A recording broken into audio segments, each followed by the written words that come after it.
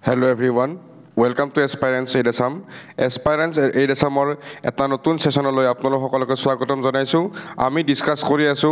আহোমৰ ইতিহাস বা আহোম বংশৰ ইতিহাস আৰু আজি আমি আহোম বংশৰ ইতিহাসৰ তৃতীয়টো সেশন লৈ আপোনালোকৰ মাজলৈ লৈ আহিছো। গতিকে পলম নকৰি আৰম্ভ কৰিছো আজিৰ সেশন। গতিকে আজিৰ সেশনটো আৰম্ভ কৰাৰ আগতে আমি কেইটামান PYQ লৈছো, যিবিলাক PYQ চাই আপোনালোকে গম পাব পাৰে যে কেনেকুৱা লেভেলৰ কোৱেশ্চন এইটো পৰীক্ষাৰ পৰা আপোনালোকে এক্সপেক্ট কৰিব পাৰে। ঠিক আছে, ইয়াত লিখা আছে হু ৱাজ কলীয়া ভোমোৰা। কলীয়া ভোমোৰা আচলতে কোন আছিল? ঠিক আছে, আমি কলীয়া ভোমোৰা দলংখনৰ নাম শুনিছো। ঠিক আছে, কলীয়া ভোমোৰা আচলতে কোন আছিল? অপশ্যনত আছে বৰফুকন, বৰবৰুৱা, হাজৰিকা আৰু ওপৰৰ এজনো নহয়। ঠিক আছে, গতিকে আপোনালোকে যদি জানে ইয়াৰ উত্তৰটো কমেণ্ট বক্সত জনাব। আৰু ঠিক আছে, আৰু যদি যেতিয়া ক্লাছটো লাহে লাহে কৰি যাব ইয়াৰে উত্তৰবিলাক নিশ্চয় পাব। এই কুৱেশ্যনখিনি আমি এইকাৰণে দিবলৈ চেষ্টা কৰিছোঁ যাতে আপোনালোকে গম পায় যে আপোনালোকৰ হিচাপৰ কুৱেশ্যনবিলাক ইয়াত পৰিছে নে নাই, কাৰণ এনেকুৱা লেভেলৰ কুৱেশ্যন আপোনালোকে আগন্তুক ADREৰ পৰা এক্সপেক্ট কৰিব পাৰে। ঠিক আছে, নেক্সট আছে who of the following was placed on the Ahom throne by Moamoria. ঠিক আছে, মোৱামৰীয়াসকলে আহোমৰ ৰাজসভাত কাক মানে ৰজা হিচাপে মানে স্বীকৃতি দিছিল? ঠিক আছে, ৰমাকান্ত দুটা আছে, ৰত্নধ্বজ, চন্দ্ৰকান্ত। ইয়াৰ কোনটো শুদ্ধ উত্তৰ হ'ব জানে যদি আপোনালোকে কমেণ্ট বক্সত জনাব। ঠিক আছে, আমি এনেও যেতিয়া লাহে লাহে আমাৰ আজি ছেশ্যনটো আগবাঢ়ি গৈ থাকিব এইবিলাক উত্তৰ আপোনালোকে পাই থাকিব। নেক্সট আৰু এটা কুৱেশ্যন লৈছোঁ, in the second Burmese invasion the Burmese army was led by. দ্বিতীয় যিটো আমাৰ মানৰ আক্ৰমণ হৈছিলে, বাৰ্মিজ মানে হৈছে মানসকলক কোৱা হয় ইংলিছত, মান আক্ৰমণ হৈছিলে, তেতিয়া মানসকলৰ সৈন্যসকলক কোনে লিড কৰিছিলে? ইয়াৰে অপশ্যনত দিয়া আছে লালুখলা বৰফুকন, জয়দেৱা, ৰমাকান্ত আৰু পটলং। ইয়াৰ কোনটো শুদ্ধ উত্তৰ হ'ব জানে যদি আপোনালোকে কমেণ্ট বক্সত জনাই দিব। ঠিক আছে, তেতিয়া আমিও গম পাম আপোনালোকৰ প্ৰিপাৰেশ্যন জাৰ্ণিটো এতিয়ালৈকে কেইটো পৰ্যায়ত আছে। ঠিক আছে, পলম নকৰি আৰম্ভ কৰিছোঁ আজিৰ ছেশ্যন। লাষ্ট ক্লাছত আমি পঢ়িছিলোঁ যেতিয়া লালুখলা বৰফুকন লাহে লাহে আমি তেওঁৰ নামটো শুনিব আৰম্ভ কৰিছিলোঁ। এতিয়া লালুখলা বৰফুকনৰ পিছত আমি তেওঁৰ লগত একেলগে জড়িত হৈ থকা আমি এগৰাকী আহোম ৰজাৰ বিষয়ে জানিব লাগিব, যাৰ নাম আছিলে চুলিকফা। ঠিক আছে, চুলিকফাৰ বিষয়ে আমি সকলোৱে ভালদৰে জানো, কাৰণ এওঁ জয়মতী কুঁৱৰীক জেৰেঙা পথাৰত শাস্তি দি হত্যা কৰিছিল। ঠিক আছে, তেখেতক আমি ল'ৰা ৰজা বুলি গম পাওঁ। ঠিক আছে, এতিয়া চাওক, আমি গম পাইছিলোঁ যে লাচিত বৰফুকনে নিজৰ দেহ প্ৰাণ ত্যাগ কৰিও মোগলৰ হাতৰ পৰা গুৱাহাটীখন উদ্ধাৰ কৰিছিল। ঠিক আছে, গতিকে তেওঁৰ বীৰত্বৰ কথা আমি সকলোৱে জানো। কিন্তু লাচিত বৰফুকনৰ ভায়েক লালুখলা বৰফুকনে মোগলৰ সহায় বিচাৰিছিল আতন বুঢ়াগোহাঁইক মানে নিজৰ পদৰ পৰা অপসাৰিত কৰাৰ কাৰণে, কাৰণ আতন বুঢ়াগোহাঁই সেইখিনি সময়ত বহুত বেছি শক্তিশালী হৈ উঠিছিল আৰু লালুখলা বৰফুকনে তেওঁৰ আণ্ডাৰত কাম কৰাটো বৰ বিশেষ এটা পচন্দ নকৰিছিল। ঠিক আছে, আৰু তাৰ বিনিময়ত মোগলক লালুখলা বৰফুকনে গুৱাহাটীখন পুনৰ ঘূৰাই দিম বুলি কথা দিছিল। ঠিক আছে, গতিকে আপোনালোকে এটা বস্তু চাওক, এখন যুদ্ধত য'ত এগৰাকী ভায়েকে নিজৰ জান প্ৰাণ ত্যাগ কৰি হ'লেও গুৱাহাটীখন উদ্ধাৰ কৰিছিল, আৰু সেই একেগৰাকী মানুহৰে বা লাচিতৰে ভায়েক লালুখলা বৰফুকনে সেই গুৱাহাটীখন আকৌ মোগলক তেনেকৈ ঘূৰাই দিছিল। ঠিক আছে, তাৰপিছত যেতিয়া এই অফাৰটো মোগলৰ হাতলৈ গ'ল, তেতিয়া মোগলেও অভিয়াছলি একচেপ্ট কৰিব, কাৰণ তেওঁলোকে বিচাৰিয়ে আছিল অসমত এটা খোপনি পতাৰ। ঠিক আছে, তাৰপিছত আমি পঢ়িব লাগিব আজম তাৰা টুক পজিশ্যন ইন গুৱাহাটী 1679। আজম তাৰাই এইমতে 1679ত গুৱাহাটীখন দখল কৰিছিল। আৰু যেতিয়া গুৱাহাটীখন দখল কৰিছিল, আগৰ ক্লাছটো যদি আপোনালোকে চাইছে গম পাইছে, মই সুদৈফাৰ কথা কৈছোঁ। সুদৈফা আৰু আতন বুঢ়াগোহাঁই তেওঁলোকক মৃত্যুদণ্ড দিয়া হৈছিল। ঠিক আছে, আৰু তেনেকৈ আতন বুঢ়াগোহাঁই আৰু সুদৈফাৰ মৃত্যু হৈছিল। ইয়াৰ পিছত সুদৈফাৰ পিছত লালুখলা বৰফুকনে 14 বছৰীয়া এগৰাকী ৰাজকুমাৰ, যাক আমি সৰু গোহাঁই বুলি জানো বা তেওঁ চামুগুৰি ক্লেনৰ পৰা বিলং কৰিছিল, আৰু তেওঁক ৰজা হিচাপে ৰাজপাটত বহোৱা হৈছিল। আৰু তেওঁৰ আহোম নাম আছিল চুলিকফা আৰু তেওঁৰ হিন্দু নাম আছিল ৰত্নধ্বজ সিংহ। মনত ৰাখিব, অসমীয়াত মই লিখি দিছোঁ ৰত্নধ্বজ সিংহ। ঠিক আছে, ৰত্নধ্বজ সিংহ।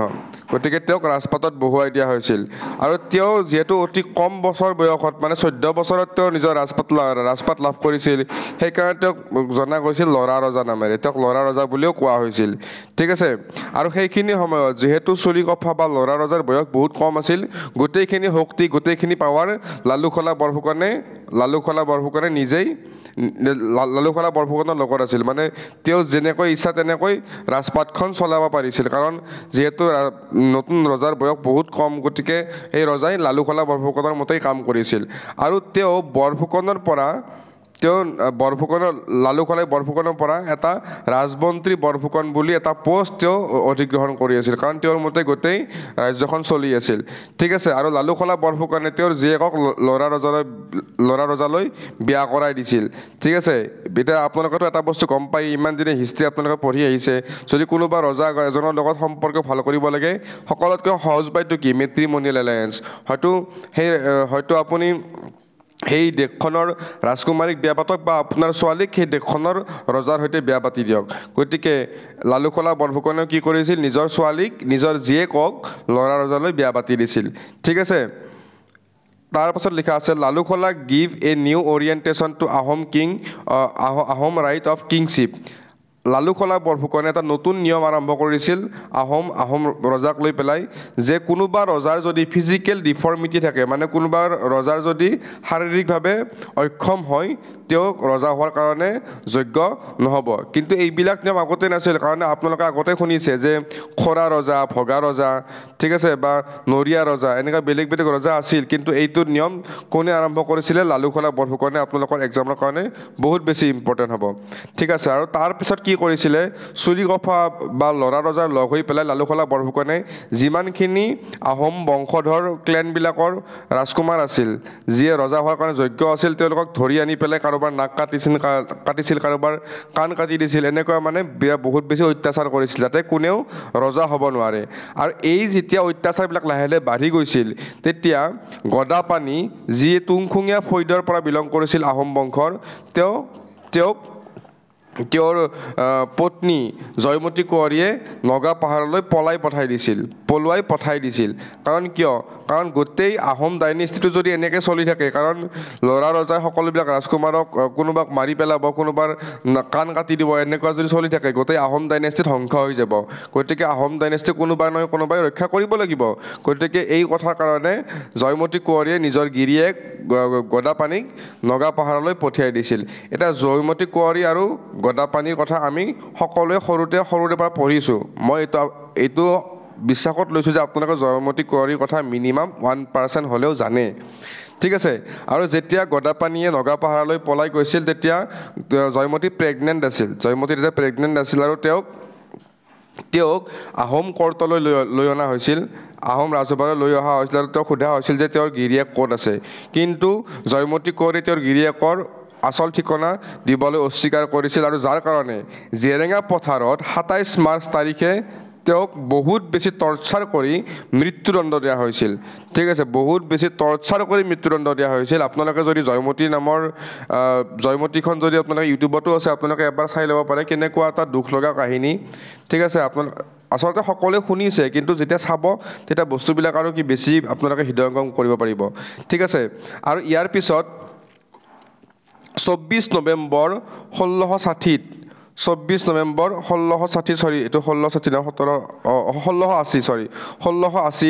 ভটাই ডেকা বুলি এগৰাকীয়ে ডেকা আৰু তেওঁৰ কিছুমান ফেলো কনস্পিৰেটৰ মাধা তামুলী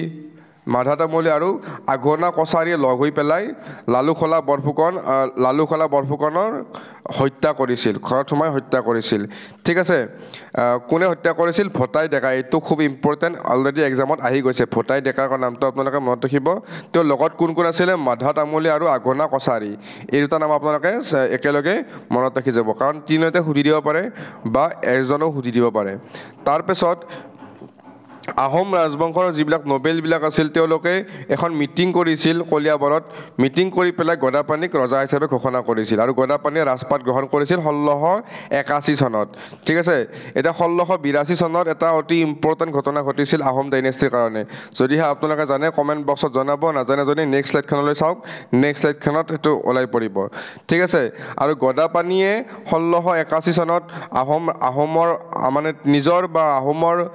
কেপিটেলৰ ফালে আগবাঢ়ি আহিছিল আৰু লৰা ৰজাক তেওঁ হত্যা কৰিছিল এইটো মনত ৰাখিব লৰা ৰজাৰ পিছত আহোম ৰাজপাটত কোনে বহিছিল গদাপানী ঠিক আছে গদাপানী বহিছিল গদাপানী যেতিয়া গোটেইখিনি বস্তু অসমীয়াত দি দিয়া আছে আপোনালোকে মই বাৰে বাৰে কৈছোঁ আৰু ইমান সময় কৈ নাথাকোঁ কাৰণ এক্সাম অলৰেডি আহি পাইছে আমি স্পীড যাব লাগিব গতিকে স্ক্ৰীনশ্বট মাৰি যাওক আৰু ভিডিঅ'টো ভাল পালে ছাবস্ক্ৰাইবটো কৰি থ'ব ঠিক আছে এতিয়া গদাপানী ৰাজপাটত বহিল গদাপানী ৰাজপাটত বহাৰ লগে লগে গদাপানীৰ আচল নাম কি আছিল এতিয়া গদাপানীৰ আচল নাম আছিলে গদাধৰ সিংহ ঠিক আছে গদাধৰ সিংহ আৰু তেওঁৰ আহোম নাম আছিলে চুপাতফা এইটো খুবেই বেছি ইম্পৰ্টেণ্ট বহুতবাৰ এক্সামত সুধি গৈছে চুপাতফা গদাপানীৰ নাম কি আছিলে গদাধৰ সিংহ যিটো হিন্দু নাম আৰু আহোম নাম কি আছিলে চুপাতফা তেওঁ নিজৰ ৰাজধানীখন বৰকলালৈ স্থানান্তৰিত কৰিছিল ঠিক আছে প্ৰথমতে লাষ্ট টাইম ক'ত আছিল গড়গাঁৱত আছিল গড়গাঁৱৰ পৰা বৰকলালৈ তেওঁ স্থানান্তৰ কৰিছিল কিন্তু পাছত তেওঁ গম পালে যে বৰকলালৈ স্থানান্তৰিত কৰাটো তেওঁৰ কাৰণে সুৰক্ষিত নহ'ব সেইকাৰণে তেওঁ আকৌ পুনৰাই ৰাজধানীখন গড়গাঁৱলৈ স্থানান্তৰ কৰিছিল এতিয়া আপোনালোকে এটা কথা জানেনে আহোম ৰাজবংশৰ টোটেল কিমানখন ৰাজধানী আছিল ঠিক আছে আমি এইটো বাৰু কুৱেশ্যনৰ পৰা দেখি আহিছোঁ যে যোৰহাট শেষৰখন ৰাজধানী আছিল আৰু চৰাইদেউ প্ৰথমখন ৰাজধানী আছিল কিন্তু টোটেলত 6খন ৰাজধানী আছিল আহোম ডাইনেষ্টিৰ এইটো আপোনালোকে মনত ৰাখিব বা নেক্সট মই দেখাই দিমেই আজি এইটো ক্লাছত গোটেই আহোম হিষ্ট্ৰী শেষ হৈ যাব ঠিক আছে আৰু গদাধৰ সিংহই ৰাজপাটত বহি তেওঁ প্ৰথম কামটো কি কৰিছিল মোগলৰ হাতৰ পৰা গুৱাহাটীখন উদ্ধাৰৰ কাৰণে এটা কেম্পেইনিং আৰম্ভ কৰিছিল অবভিয়াছলি গুৱাহাটীখন নিজৰ টেৰিটৰীখন গুৱাহাটীলৈকে চেপি আহিছে মোগল সোমাই আহিছে গতিকে নিজৰ টেৰিটৰীখন এক্সপাণ্ড কৰিব কোনে নিবিচাৰিব আৰু গদাপানী বহুত শক্তিশালী ৰজা আছিল এগৰাকী ঠিক আছে বহুত শক্তিশালী ৰজা আছিল আৰু এই গুৱাহাটীখন কেপচাৰ কৰিব যাওঁতে তেওঁ মোগলৰ লগত বহুকেইখন মানে যুদ্ধত লিপ্ত হ'বলগীয়া হৈছিল আৰু এই যুদ্ধখন ক'ত হৈছিলে ইটাখুলিত হৈছিলে ঠিক আছে ইটাখুলিত গুৱাহাটীৰ শুক্ৰেশ্বৰৰ ওচৰৰ ইটাখুলিত এই যুদ্ধখন হৈছিলে যাক আমি গম পাওঁ ফেমাছ বা বিখ্যাত ইটাখুলিৰ যুদ্ধ ঠিক আছে ইটাখুলিৰ যুদ্ধখন কিমান চনত লাগিছিলে 1682 চনত মই অলপ আগতে সুধিছিলোঁ যে 1681 চনত 82 চনত কি হৈছিলে 1682 চনত ইটাখুলিৰ যুদ্ধখন হৈছিলে আৰু এইখনেই আছিল আহোম আৰু মোগলৰ শেষৰখন যুদ্ধ এইখন যুদ্ধত গদাপানীয়ে বা গদাধৰ সিংহই হওক বা চুপাতফা বুলিয়ে কওঁ তেওঁলোকে বা আহোম সেনাই মোগলক এনেকুৱা ধৰণে পৰাস্ত কৰিছিল মোগলে আৰু দ্বিতীয়বাৰৰ কাৰণে অসমত আক্ৰমণ কৰিবলৈ সাহসেই কৰা নাছিল ঠিক আছে মনত ৰাখিব আৰু এই যুদ্ধখনত মোগল হাৰিছিল মই ক'লোঁ অলৰেডি মোগল হাৰিছিল আৰু অসমৰ সীমা মানাহ নদীলৈকে বিয়পি পৰিছিল ঠিক আছে চাওক গুৱাহাটী ক'ত আৰু মানাহ নদী ক'ত গতিকে মানাহ নদীলৈকে অসমৰ সীমা বিয়পি পৰিছিল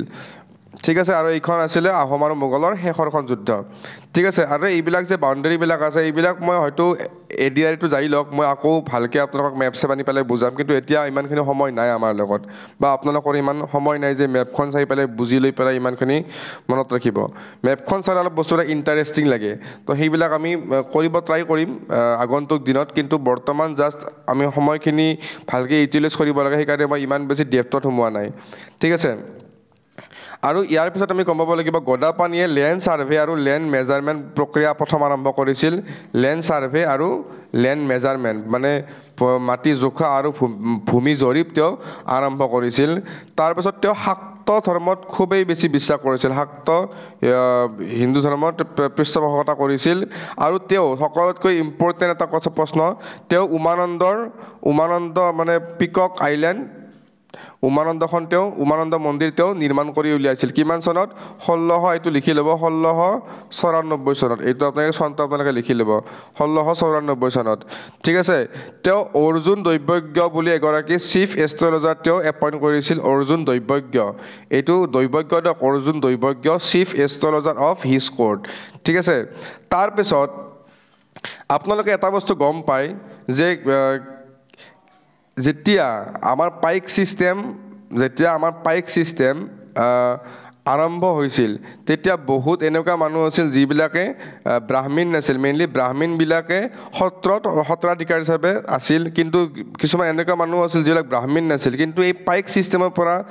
ৰেহাই পোৱাৰ কাৰণে তেওঁ সত্ৰবিলাকত গৈ সোমাই আছিল তেওঁলোকে সত্ৰবিলাকত গৈ সোমাই আছিল ঠিক আছে এইটো কিয় কৈছোঁ অলপ পাছতে গম পাব লিখা আছে the Kevaliya Bhakat who emerge during the time of Jayanta Singha was exempted from natural service to the state ঠিক আছে তাৰপিছত দেখা আছে hence the number of follows Kevaliya Bhakat rose in the number of sins then গতিকে পাইক ছিষ্টেমৰ পৰা হাত সাৰিবৰ কাৰণে এনেকুৱা বহুত ভুৱা কেৱলীয়া ভকত সৃষ্টি হৈছিল যিয়ে সত্ৰত গৈছিল আৰু পাইক হিচাপে কোনো কাম কৰিব লগা নহৈছিল ঠিক আছে কিন্তু গদাধৰ সিংহই এই ভুৱা কেৱলীয়া ভকতবিলাকক মদ খাবলৈ বা গৰু মাংস খাবলৈ মানে বাধ্য কৰাইছিল মনত ৰাখিব তাতকৈ বেছি ইম্পৰ্টেণ্ট পইণ্টটো হৈছে গদাধৰ সিংহৰ দিনত ধোদৰ আলি নিৰ্মাণ কৰা হৈছিল এইটো কুৱেশ্যন অলৰেডি বহুতবাৰ সুধি গৈছে কিন্তু বৰ্তমানৰ কাৰণে হয়তো এইটো সুধি দিব পাৰে যে ধোদৰ আলি ক'ৰ পৰা ক'লৈকে বিয়পি আছে ঠিক আছে ধোদৰ আলিটো আছে জয়পুৰ ডিব্ৰুগড়ৰ জয়পুৰৰ পৰা কমাৰগাঁৱলৈকে ধোদৰ আলি বিয়পি আছে কমাৰগাঁও ক'ত আছে গোলাঘাট এইটো আপোনালোকে মনত ৰাখিব আগন্তুক ইডিয়াৰিৰ কাৰণে এনেকুৱা কুৱেশ্যন আপোনালোকে বিশেষকৈ মনত ৰাখি যাব কাৰণ এক্সামৰ লেভেলবিলাক অকণমান টাফ হৈছে 1 নম্বৰ 2 নম্বৰে আপোনালোকক ডিচাইড কৰিব আপোনালোকৰ চিলেকশ্যন হ'ব নে নহয় গতিকে 1 নম্বৰো মিছ নকৰিব ঠিক আছে নেক্সট আহি গোটেইখিনি বস্তু অসমীয়াত দিয়া আছে গতিকে অসমীয়াত আপোনালোকে স্ক্ৰীনশ্বট মাৰি যাওক নেক্সট আমি গম পাব লাগিব ৰুদ্ৰসিংহ গদাধৰ সিংহৰ মৃত্যুৰ পাছত আমি পঢ়িছিলোঁ যে জয়মতীৰ মৃত্যুৰ পিছত তেওঁৰ পুত্ৰ কোন আছিল লাই আৰু লেছাই ঠিক আছে লাই আৰু লেছাই লাইৰ বিষয়ে আমি এতিয়া পঢ়িব লাগিব লাইৰ আচল নাম আছিলে ৰুদ্ৰসিংহ বা হিন্দু নাম আছিলে ৰুদ্ৰসিংহ আৰু তেওঁৰ আহোম নাম আছিলে সুখৰামফা তেওঁৰ আহোম নাম আছিলে আৰু গদাপাণি বা গদাধৰ সিংহৰ মৃত্যুৰ পিছত লাইয়ে বা ৰুদ্ৰসিংহই বা সুখৰামফাই তেওঁৰ ৰাজপাট গ্ৰহণ কৰিছিল ঠিক আছে তেওঁৰ ৰাজপাট গ্ৰহণ কৰিছিল ঠিক আছে আৰু এইখিনি সময়ত ৰুদ্ৰসিংহৰ দিনত আমাৰ অসমীয়া সংস্কৃতি একদম শীৰ্ষ পৰ্যায়ত উপনীত হৈছিল মানে একদম বহুত বেছি উন্নত অৱস্থা পাবলৈ সক্ষম হৈছিল তেওঁ জয়সাগৰ পুখুৰী খন্দাইছিল নিজৰ মাকৰ স্মৃতিত জয়মতীৰ স্মৃতিত আৰু সেইটো অসমৰ এটা সকলোতকৈ ডাঙৰ পুখুৰী ঠিক আছে তেওঁ জয়দৌল খন্দাইছিল ঠিক আছে মানে জয়সাগৰ পুখুৰী আৰু জয়দৌল একেলগে আছে তাৰপিছত তেওঁ কাৰেংঘৰ নিৰ্মাণ কৰিছিল ঠিক আছে যিটো সাতমহলীয়া কাৰেংঘৰ নিৰ্মাণ কৰিছিল তেওঁ খৰিকটীয়া আলি মেটেকা আলি নিৰ্মাণ কৰিছিল এইবিলাক সকলোবিলাক এটা কুৱেশ্যন মই কৈছোঁ নহয় আহোম হিষ্ট্ৰী শেষ হ'ব আপোনালোকে হিষ্ট্ৰী PDF উলিয়াব আপোনালোকৰ যি আগৰ MCQৰ PDF আছে মিনিমাম 800ৰ পৰা 1000 MCQ এই চিৰিজটোৰ পৰা আপোনালোকে ক্লিয়াৰ কৰিব পাৰিব তেওঁৰ সময়ত বিহুৱে আমাৰ ৰাজকীয় মৰ্যাদা লাভ কৰিছিল ৰয়েল পেট্ৰনেজ লাভ কৰিছিল বিহুৱে ঠিক আছে আৰু তেওঁৰ ৰাজপাটত উঠাৰ আগে যিটো তেওঁলোকৰ কৰনেশ্যন চেৰিমনি বা আমি যেতিয়া চুডাংফাৰ আমাৰ পঢ়িছিলোঁ যে শিঙৰি ঘৰ উঠা ফেষ্টিভেল তাতে মানুহ বলি দিয়া বা নৰবলি প্ৰথা প্ৰচলিত আছিল ঠিক আছে যে শিঙৰি ঘৰ উঠা মানে কৰনেশ্যন চেৰিমনি বা ৰাজ অভিষেকৰ দিনাখন মানুহ এজনক বলি দিয়া হয় ঠিক আছে নৰবলি কৰা প্ৰথা আছিল কিন্তু ৰুদ্ৰসিংহই ৰজা হোৱাৰ পিছত এই নৰবলি প্ৰথাটো বন্ধ কৰিছিল আৰু মানুহক বলি দিয়াৰ সলনি এটা মহ বলি দিয়া প্ৰথাটো আৰম্ভ কৰিছিল ঠিক আছে তেওঁ নামদাঙৰ শিলৰ সাঁকো আমি সকলোৱে শুনিছোঁ নামদাঙৰ শিলৰ সাঁকো ৰুদ্ৰসিংহই বনাইছিল তেওঁৰ সময়ত ঘনশ্যাম খনিকৰে ৰংপুৰ চিটিখন নিৰ্মাণ কৰিছিল ঘনশ্যাম খনিকৰ বহুত দীঘলীয়া কাহিনী আছে হয়তো ইয়াৰ মই আধা ঘণ্টা ক্লাছ এটা লৈ দিব লাগিব যদি ইয়াৰ বিষয়ে ক'ব লাগে কিন্তু এক্সাম পাৰ্চপেক্টিভত এই কাহিনীটো একদমেই ইম্পৰ্টেণ্ট নহয় ঠিক আছে এডিআৰটো যাই লওক আপোনালোকক মই কৈ দিম যে ইমান তাৰিখে অমুকটো ভিডিঅ' আহিব সকলোবিলাক মই একফালৰ পৰা বুজাই যাম ঠিক আছে আৰু তেওঁ দুটা নতুন খেল আৰম্ভ কৰিছিল খেলৰ কথা মই বুজাই দিছোঁ যেতিয়া পাইক ছিষ্টেম চলি আছিল পাইক ছিষ্টেমৰ কথা মই যেতিয়া বুজাই দিছোঁ তেতিয়া খেলৰ কথা মই কৈছিলোঁ যাৰ নাম আছিল বৈৰাগী আৰু তেওঁৰ ফাংচন কি আছিল তেওঁ ফাংচন আছিলে তেওঁ বিভিন্ন দেশবিলাক ভ্ৰমণ কৰিব লাগে আৰু তাৰে ৰজাবিলাকৰ যিবিলাক তেওঁলোকৰ নেচাৰ বা তেওঁলোকৰ সাংস্কৃতিক কাম কাজবিলাক কেনেকুৱা তাৰ বিষয়ে ইনফৰমেশ্যন আনি পেলাই ৰজাক দিব লাগে কাৰণ ৰুদ্ৰসিংহই সাংস্কৃতিক প্ৰেমী আছিল আৰু তেওঁ এইটো বিচাৰিছিল যে আমাৰ অসমৰ সংস্কৃতিও যাতে বেলেগ বেলেগ দেশৰ ৰাজ্যৰ সংস্কৃতিৰ লগত ফেৰ মাৰিব পাৰে ঠিক আছে গতিকে তেওঁ বিচাৰিছিল যে বাহিৰত যেনেকুৱা ধৰণৰ ফাংচন হৈ আছে যেনেকুৱা ধৰণৰ কালচাৰেল প্ৰগ্ৰেম হৈ আছে সেইবিলাকৰ বিষয়ে আহি পেলাই ৰুদ্ৰসিংহক জনাওক আৰু ৰুদ্ৰসিংহও সেইমতে আমাৰ ভাৰতীয় বা অসমীয়া সংস্কৃতিক আগুৱাই লৈ যাব পাৰিব ঠিক আছে তেওঁ আৰু দুটাকৈ খেল ইন্ট্ৰডিউচ কৰিছিল যাৰ নাম আছিল কটকী আৰু খাউণ্ড ঠিক আছে এতিয়া আপোনালোকে যে শুনি থাকে কটকী খাউণ্ড এইবিলাক উপাধি এই উপাধিবিলাক তেনেকৈ আহিছে এইবিলাক উপাধিয়ে মানে আচলতে এইবিলাক এটা এটা পদবী বৰফুকন বুঢ়াগোহাঁই বৰগোহাঁই ঠিক আছে খনিকৰ কটকী খাউণ্ড এইবিলাক এটা এটা পদবী আৰু তেওঁলোকে কটকী আৰু খাউণ্ডে মেইনলি ৰুদ্ৰসিংহৰ এম্বেচাডৰ হিচাপে কাম কৰিছিল মানে তেওঁলোকৰ কাম কি আছিল ৰুদ্ৰসিংহই ছাপ'জ আমাৰ অসমত বিহু ফেষ্টিভেল পাতিলে ৰুদ্ৰসিংহই ঠিক আছে বিহু ফেষ্টিভেল পাতিলে তেওঁলোকৰ কাম কি আছিল তেওঁলোকে বেলেগ এম্বেচাডৰ হিচাপে বাকী বেলেগ দেশত তেওঁলোকে ভ্ৰমণ কৰি পেলাই অসমৰ বিহু নৃত্য বা বিহু গীতৰ কথা বা ৰুদ্ৰসিংহৰ কথা তেওঁ তাতে স্প্ৰেড কৰিব বা যাতে তেওঁলোকে ক'ব যে অসমত ৰুদ্ৰসিংহ বুলি এজন ৰজাই এনেকুৱা উৎসৱ পালন কৰি আছে তাৰ লগে লগে কি হ'ব যে অসমৰ সংস্কৃতি বাকী বাহিৰা যিবিলাক দেশ আছে যিবিলাক ৰাজ্য আছে তেওঁলোকেও অসমীয়া সংস্কৃতিৰ প্ৰতি জ্ঞাত হ'ব বা ৰুদ্ৰসিংহৰ প্ৰতি জ্ঞাত হ'ব গতিকে কটকী আৰু খাউণ্ড কি আছিল এম্বেচাডৰ আছিল আহোম কোৰ্টৰ মনত ৰাখিব এইবিলাক কথা কিন্তু আছাম হিষ্ট্ৰীত বা ADR নিচিনা এক্সামত সুধি দিয়া খুব চান্স থাকে ঠিক আছে তেওঁৰ সময়তো কিছুমান স্কলাৰ বা গৱেষক কিছুমান তেওঁৰ ৰাজসভাত আছিল তাৰে ভিতৰত আছিল এগৰাকী কবিৰাজ চক্ৰৱৰ্তী খুবেই ইম্পৰ্টেণ্ট এক্সাম পাৰপাছত কবিৰাজ চক্ৰৱৰ্তীয়ে লিখিছিলে এখন নাটক যাৰ নাম আছিল শংখচূড়া বধ ঠিক আছে শংখচূড়া বধ তেওঁ লিখিছিলে আৰু তেওঁ অভিজ্ঞান শকুন্তলমখন আৰু ব্ৰহ্ম বৈবৰ্ত পুৰাণ এই দুখন অসমীয়ালৈ অনুবাদ কৰিছিল মনত ৰাখিব অভিজ্ঞানম শকুন্তলম আৰু ব্ৰহ্ম বৈবৰ্ত পুৰাণ তেওঁ অসমীয়ালৈ অনুবাদ কৰিছিল এতিয়া চাওক ঠিকে আছে অসমীয়ালৈ অনুবাদ কৰিছিল তেওঁ পৰ্বতীয়া গোহাঁই বুলি এগৰাকী বেংগলী প্ৰেষ্টক তেওঁ নীলাচল পাহাৰত স্থান দিছিল ঠিক আছে নীলাচল পাহাৰত স্থান দিছিল কাৰণ তেওঁ এওঁক বহুত মানিছিল পৰ্বতীয়া গোহাঁইক বহুত মানিছিল এতিয়া আপোনালোকে মোক এটা কথা জনাব পৰ্বতীয়া গোহাঁইৰ আচল নামটো কি আছিল ঠিক আছে পৰ্বতীয়া গোহাঁইৰ আচল নামটো কি আছিল যদিহে আপোনালোকে জানে কমেণ্ট বক্সত জনাওক কাৰণ যদি নাজানে মই আগন্তুক দিনত যেতিয়া MCQ লৈ আহিম তেতিয়া আপোনালোকক এইবিলাক বস্তু ক্লিয়াৰ কৰি দিম ঠিক আছে এইটো কেতিয়াবা সোধা দেখা যায় পৰ্বতীয়া গোহাঁইৰ আচল নামটো কি আছিল তেওঁক নীলাচল পাহাৰত স্থান দিছিল তেওঁ মেইনলি বেংগলী প্ৰেষ্ট আছিল বা বেংগলী সাধু আছিল ঠিক আছে তেওঁৰ মানে ৰুদ্ৰসিংহৰ ৰাজত্বকালত কছাৰী ৰজা তাম্ৰধ্বজে তেওঁৰ বিৰুদ্ধে যুদ্ধত মানে বিদ্ৰোহ ঘোষণা কৰিছিল যদিও আহোমে সেই বিদ্ৰোহ মানে দমন কৰিবলৈ সক্ষম হৈছিল আৰু তেওঁ he also held a grand ৰাজদৰবাৰ তেওঁ ৰাজদৰবাৰ মানে আহ্বান জনাইছিল আৰু বৈৰাগী যিটো তেওঁলোকক কেনেকৈ কিয় তেওঁ আহ্বান জনাইছিল কাৰণ বৈৰাগী আৰু কটকী আছিল কটকী আছিল আপোনালোকৰ এম্বেচাডৰ আৰু বৈৰাগী আছিল এনেকুৱা এগৰাকী ব্যক্তি যিয়ে বাহিৰৰ দেশত ভ্ৰমণ কৰিব আৰু তাতে কেনেকুৱা কালচাৰেল ফেষ্টিভেল চলে এইবিলাক কথা তেওঁক জনাব গতিকে বৈৰাগী আৰু কটকীয়ে জনাইছিল যে বাহিৰা দেশত ৰাজ দৰবাৰ পাতে গতিকে তেওঁৰ কথা শুনি বা মোগলৰ কথা মেইনলি কৈছিল মোগল এম্পায়াৰত ৰাজ দৰবাৰ পাতে গতিকে তেওঁৰ কথা শুনি আহোম দৰবাৰতো আহোম মানে সাম্ৰাজ্যতো ৰুদ্ৰসিংহই ৰাজ দৰবাৰ অনুষ্ঠিত কৰিছিল ঠিক আছে আৰু 1497 চনত ৰুদ্ৰসিংহৰ মৃত্যু হৈছিল গতিকে ৰুদ্ৰসিংহই কিমান কাম কৰিছিল আপোনালোকে মনত ৰাখিব লাগিব কাৰণ তেওঁৰ বিষয়ে বহুত কুৱেশ্যন হৈ দিছে বিশেষকৈ ইয়াৰ আচল নামটো সোধে গদাধৰ সিংহ আৰু ৰুদ্ৰসিংহৰ আহোম নাম আচল নাম এইবিলাক সোধে আপোনালোকে একদম মনত ৰাখিব গোটেইখিনি বস্তু মই অসমীয়াত একদম পোনপটীয়াভাৱে দিছোঁ গতিকে আপোনালোকে এবাৰ চাই ল'ব যদিহে কিবা কাৰণত এনেকুৱা হয় যে অসমীয়া কোনোবা এটা নাম ভুল যেন লাগি আছে আপোনালোকে ইংলিছ PDF মানে শ্লাইডখন এবাৰ চাই ল'ব ঠিক আছে নেক্সট আহিলে শিৱসিংহৰ কথা পঢ়িব লাগিব শিৱসিংহৰ বিষয়ে আমি বহুত কথা জানিব লগা থাকে ৰুদ্ৰসিংহৰ মৃত্যুৰ পিছত শিৱসিংহ ৰজা হৈছিল শিৱসিংহ আছিল ৰুদ্ৰসিংহৰ পুতেক ঠিক আছে আৰু তেওঁৰ আহোম নাম আছিলে চুতানফা আৰু তেওঁ এটা চাওক ৰুদ্ৰসিংহই যেতিয়া পৰ্বতীয়া ৰজাক নীলাচল পাহাৰত মানে স্থান দিছিল তাৰপিছত তেওঁ মানে লাহে লাহে কিছু সময়ৰ পিছত ৰুদ্ৰসিংহৰ মৃত্যুৱে হৈছিল গতিকে যিমানখিনি স্থান আচলতে পৰ্বতীয়া গোহাঁই পাব লাগিছিল সেইক্ষেত্ৰত নাপালে আৰু মৃত্যুৰ সময়ত ৰুদ্ৰসিংহই পুতেক শিৱসিংহক কৈ গৈছিল যে মানে পৰ্বতীয়া গোহাঁইক মানে যাতে সেই উচ্চ মৰ্যাদাখিনি পায় ঠিক আছে উচ্চ মৰ্যাদাখিনি পায় আৰু তাৰে কথা মানি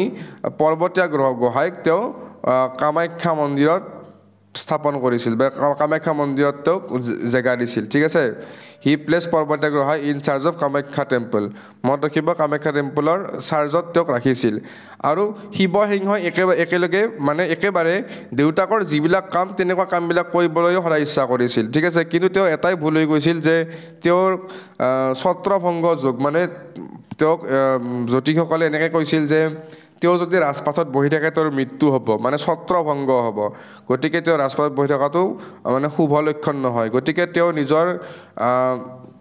ঘৈণীয়েক ফুলেশ্বৰীক নিজৰ আহোম ৰাজ্যৰ ৰজা হিচাপে ঘোষণা কৰিছিল আৰু তেওঁক আমি কি বুলি কওঁ বৰ ৰজা বুলি কওঁ ঠিক আছে প্ৰথম বৰ ৰজা কোন আছিলে ফুলেশ্বৰী ঠিক আছে চিফ কুইন বা আমি বৰ ৰজা বুলি কওঁ ঠিক আছে তাৰপাছত তেওঁ প্ৰমথেশ্বৰী টাইটেলটো গ্ৰহণ কৰিছিলে প্ৰমথেশ্বৰী আৰু তেওঁৰ আচল নামটো আছিলে ফুলমাতি ঠিক আছে এতিয়া ইয়ালৈকে ঠিকেই আছিলে চব কিন্তু লাহে লাহে মই যদি ক'লোঁ ভুলটো হৈছে লাহে লাহে মানে কি এই আপোনালোকৰ ফুলেশ্বৰী বৰ ৰজা ফুলেশ্বৰী লাহে লাহে স্বেচ্ছাচাৰী হৈ যায় আৰু সেইটোৱে আছিলে আহোম সাম্ৰাজ্যৰ ডিক্লাইনৰ এটা কাৰণ আৰু ইয়াৰ সময়ৰ পৰা লাহে লাহে আহোম সাম্ৰাজ্য ধ্বংস হ'বলৈ আৰম্ভ কৰিছিল আৰু এই বৰ ৰজা ফুলেশ্বৰীয়ে গৌৰীসাগৰ পুখুৰী নিৰ্মাণ কৰিছিল ঠিক আছে বাৰদৌল গোসাইদৌল আৰু দেৱীদৌলো তেওঁ নিৰ্মাণ কৰিছিল মনত ৰাখিব এই গোটেইকেইটাই বহুত বেছি ইম্পৰ্টেণ্ট প্ৰমথেশ্বৰী বা ফুলেশ্বৰীয়ে মেইনলি শাক্তিজীৱ মানে শাক্ত ধৰ্মত দীক্ষা ল'বলৈ ইচ্ছা কৰিছিল আৰু তেওঁ লিখা আছে Shri চামণ্ডা চুদ্ৰা Mahanta two Durga Puja and compel dam ব' দিয়াৰ হেড বিফৰ দ্য গডেছ তেওঁ শূদ্ৰ মহন্তসকলক দুৰ্গা পূজালৈ নিমন্ত্ৰণ কৰিছিল আৰু তেওঁলোকক মানে দেৱীৰ সন্মুখত মূৰ দোৱাবলৈ বাধ্য কৰাইছিল ঠিক আছে আৰু দুৰ্গা পূজাৰ শেষ হোৱাৰ পিছত সেই দুৰ্গা পূজাৰ বলিৰ যি তেজ সেই তেজেৰে তেওঁলোকক ফোট দিয়া হৈছিল এই শূদ্ৰ মহন্তসকলক ফোট দিয়া হৈছিল আৰু তেওঁলোকক নিৰ্মালি দিয়া হৈছিল মনত ৰাখিব নিৰ্মালি প্ৰসাদ দিয়া হৈছিল আৰু এই যিহেতু শূদ্ৰ মহন্তসকলক এনেকুৱা ব্যৱহাৰ কৰিছিল তেওঁলোকে যিটো ওপৰত মানে খুব বেছি অফেণ্ড হৈছিল তেওঁলোকে ভাবিছিল যে আমাক ইনচাল্ট কৰা হৈছে যে মাতি আনি পেলাই বলিৰ তেজেৰে আমাক ফোট দিছে এইটো আমাৰ কাৰণে চৰম এটা ইনচাল্ট গতিকে ইয়াৰে গইনা লৈ লাহেকৈ কিছু পিছত মোৱামৰীয়া বিদ্ৰোহ আৰম্ভ হৈছিল ঠিক আছে মোৱামৰীয়া বিদ্ৰোহ আৰম্ভ হোৱাৰ এইটো এটা অন্যতম প্ৰধান কাৰণ অ'কে এইটো আপোনালোকে মনত ৰাখিব ঠিক আছে নেক্সট আমি গম পাব লাগিব তেওঁৰ সময়ত টোল আৰম্ভ হৈছিল টোল মানে আমাৰ যেনেকৈ শিক্ষা গ্ৰহণৰ কাৰণে আগতে এটা আমাৰ টোল আছিল এতিয়াও আছে সংস্কৃত টোল এইটো সংস্কৃতটো কাটি দিব এইটো নালাগে সংস্কৃত টোল নহয় টোল বুলি মনত ৰাখিব টোল আৰম্ভ কৰিছিল ঠিক আছে আমাৰ যেনেকৈ সংস্কৃত টোল আছে এনেকৈ টোল আৰম্ভ কৰিছিল শিক্ষাৰ কাৰণে আৰু তেওঁৰ সময়ত তেওঁ মানে এনেকুৱা জ্ঞানী মানুহক খুবেই বেছি ৰাজহুৱাত স্থান দিছিল ঠিক আছে মই কাৰ কথা কৈ আছোঁ বৰ ৰজা ফুলেশ্বৰী বা প্ৰমথেশ্বৰী বা অৰিজিনেল নেম ফুলমাতিৰ কথা কৈ আছোঁ ঠিক আছে শিৱসিংহৰ কথা কেতিয়াবা শেষ হৈছে কাৰণ তেওঁ ৰজা হৈ নাছিলে সেইখিনি সময়ত তাৰপাছত তেওঁৰ ৰাজসভাৰ কিছুমান এনেকুৱা জ্ঞানী লোকৰ ভিতৰত আছিলে কবিৰাজ চক্ৰৱৰ্তী ৰুচিনাথ দ্বিজী ঠিক আছে শিৱাদাস শৰ্মা কবিচন্দ্ৰ শৰ্মা অনন্ত আচাৰ্য এইবিলাক তেওঁৰ ৰাজসভাৰ মানুহ আছিল মানে ৰাজসভাৰ তেওঁৰ স্কলাৰ কিছুমান আছিল ঠিক আছে আৰু তেওঁৰ সময়তে ঘোঁৰা নিধান ৰচনা কৰা হৈছিল ঘোঁৰা নিধান মানে কি ঘোঁৰাবিলাকৰ পৰিচৰ্যাৰ উপায় কিছুমান ঘোঁৰা নিধান তেওঁৰ সময়তে ৰচনা কৰা হৈছিল কাৰ সময়ত আছিল বৰ ৰজা ফুলেশ্বৰীৰ সময়ত গোটেইখিনি কথা ইয়াত আপোনালোকক মই অসমীয়াত পুনৰ দি দিছোঁ আপোনালোকে স্ক্ৰীনশ্বটটো মাৰি যাওক নেক্সট আহিলে বৰ ৰজা ফুলেশ্বৰীয়ে এবিধ মুদ্ৰা আৰম্ভ কৰিছিল য'ত তেওঁৰ লগতে তেওঁৰ গিৰিয়েক শিৱসিংহৰ ফটোখন তেওঁ অংকিত কৰিছিল ঠিক আছে আৰু এই মুদ্ৰাবিলাক স্কুৱেৰ আছিল মানে বৰ্গাকাৰ আছিল এতিয়া আপোনালোকে মোক জনাওক আহোমৰ মুদ্ৰাবিলাক প্ৰথম কেনেকুৱা আছিল ঠিক আছে আৰু কোনে এই মুদ্ৰাবিলাক আৰম্ভ কৰিছিল মই কৈ দিছোঁ মুদ্ৰাবিলাক আৰম্ভ কৰিছিল আপোনালোকৰ শুক্লেনমুঙে মুদ্ৰাবিলাক আৰম্ভ কৰিছিল আৰু মুদ্ৰাবিলাক কেনেকৈ আছিল অক্টাগনেল বা আমি যদি অসমীয়াত ক'ব যাওঁ অষ্টভুজ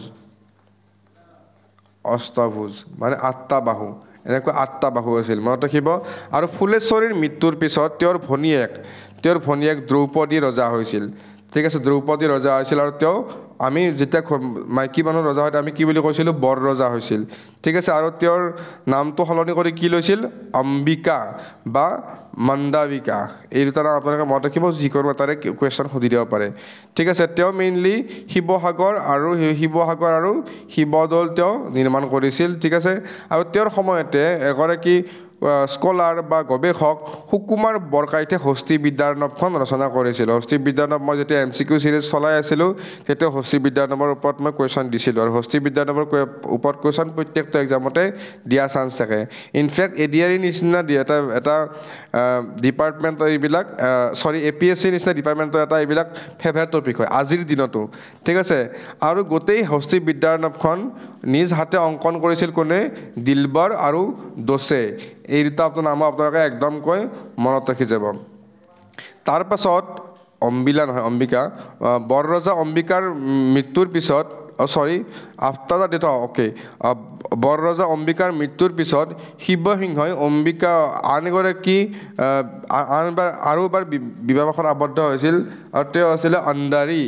ঠিক আছে অন্দাৰী আৰু তেওঁ বৰ ৰজা হোৱাৰ পিছত তেওঁৰ নামটো ৰাখিছিলে সৰ্বেশ্বৰী তেওঁ কেৰি ৰামজাও দৌল তেওঁ নিৰ্মাণ কৰিছিল কাৰ নামত মাদাৰ ইন লৰ নামত মাদাৰ ইন ল মানে কি শাহুমাক মই অসমীয়াটো অকণমান কনফিউজ হওঁ মাজে মাজে ভুল যদি হয় ক্ষমা কৰিব যদি ভুল হৈছে কমেণ্ট বক্সত মোক শুদ্ধ কৰি দিব মাদাৰ ইন ল মানে শাহুমা হয়নে নহয় মই অকণমান মানে কনফিউজ হয় মানে এই নামকেইটালৈ ঠিক আছে গতিকে নেক্সট আহিলে গোটেইখিনি বস্তু মই অসমীয়াত আকৌ এবাৰ দি দিছোঁ গোটেইখিনি বস্তু অসমীয়াত দি দিছোঁ আপোনালোকে যিয়ে অসমীয়াত ভাল পায় স্ক্ৰীনশ্বট মাৰি যাওক নেক্সট আহিব প্ৰমত্ত সিংহৰ বিষয়ে দিনত আমি একো যুদ্ধ বিগ্ৰহ পঢ়িব লগা নাই প্ৰমত্ত সিংহৰ দিনত ৰুদ্ৰেশ্বৰ আৰু শুক্ৰেশ্বৰ মন্দিৰ নিৰ্মাণ কৰা হৈছিল প্ৰমত্ত সিংহ খুবেই বেছি ইম্পৰ্টেণ্ট কাৰণ তেওঁৰ সময়ত আৰ্কিটেক্সাৰৰ কাম হৈছিল মন্দিৰ বা তেওঁৰ সময়ত মেইনলি ৰংঘৰটো নিৰ্মাণ কৰা হৈছিল তেওঁ সিংহদ্বাৰ নিৰ্মাণ কৰিছিল সিংহদ্বাৰ ক'ত আছে গড়গাঁৱত আছে গড়গাঁৱৰ সিংহদ্বাৰ তেওঁৰ সময়তে নিৰ্মাণ কৰা হৈছিল তেওঁ কীৰ্তিচন্দ্ৰ বৰুৱাক বৰবৰুৱা হিচাপে এপইণ্ট কৰিছিল ঠিক আছে ইয়াৰ পিছত এটা সময় আহিব কীৰ্তিচন্দ্ৰ বৰবৰুৱা ঠিক আছে মনত ৰাখিব তাৰপিছত তেওঁ যিটো ৰংঘৰ ৰুদ্ৰসিংহই বনাইছে সেইটো বাঁহ বেতেৰে বনোৱা আছিল ঠিক আছে আৰু বৰ্তমান আমি যিটো দেখোঁ পকী ৰংঘৰ সেইটো কোনে বনাইছিল প্ৰমত্ত সিংহই বনাইছিল কিন্তু এক্সামত যদি আপোনালোকক সোধে যে ৰংঘৰ কোনে নিৰ্মাণ কৰিছিল তেতিয়া সেইটো হ'ব প্ৰমত্ত সিংহ